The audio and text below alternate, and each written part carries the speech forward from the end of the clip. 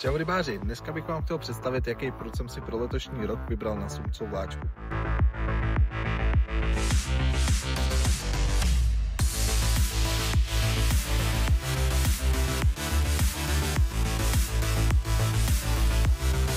Vybral jsem si tohodle fešáka, je to Black Arrow 4. generace s označením G4 Spin, který je jeden z mála prutů, který mi vyhovoval na sumcovláčku, protože jsem chtěl jemný prut, ale zároveň abych prosek toho sumce, a tím, že se tenhle ten frajer dělá i v 80 gramech a 270 cm, tak to pro mě byla jasná volba. Takže tohleto jsem si vybral, letos se na to pokusím nachytat co nejvíc sumců.